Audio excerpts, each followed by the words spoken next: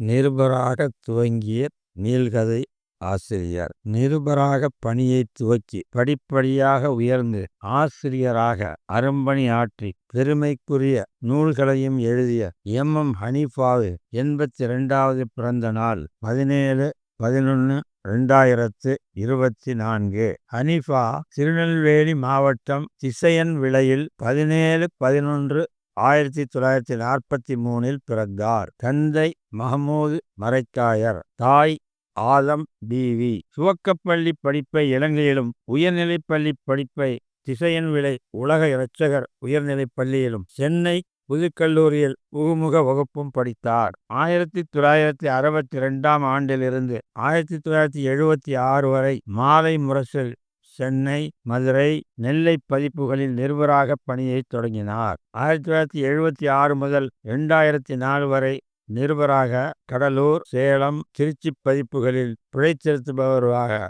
Proof reader உதவி ஆசிரியராக பணியாற்றினார். திருச்சிராப்பள்ளி பதிப்பில் செய்தி ஆசிரியராக பணியாற்றும் பொழுது விற்பனையை பெருக்கி தஞ்சாவூர் பதிப்பு தொடங்க வழிவகுத்தார். முன்னாள் இந்திய குடியரசுத் தலைவர்கள் டாக்டர் ராதாகிருஷ்ணன், ஜாகீர் ஹுசைன், தமிழகத்தில் தந்தை பெரியார், கர்மவீரர் காமராஜர், அறிஞர் அண்ணா, குன்றக்குடி அடிகளார் முதலிய பிரபலங்களை பேட்டி எடுத்த பெருமை இவருக்கு உண்டு. திருச்சி தினத்தந்தி நாளிதழில் பொறுப்பு ஆசிரியராக இருந்தபொழுது போலி சாமியார் பிரேமானந்தாவை சிறை செல்ல வைத்தது இவர் வெளியிட்ட செய்திகளே. இனிய உதயம் என்ற சிறுகதை தொகுப்பு, கனவு கலைகிறது என்ற நாவல், ஒளிவிளக்கு, கலிஃபாக்கள் 4 இமாம்கள் 4 முதலிய நூல்களையும் எண்ணற்ற கட்டுரைகளையும் சிறுகதைகளையும் எழுதியுள்ளார்.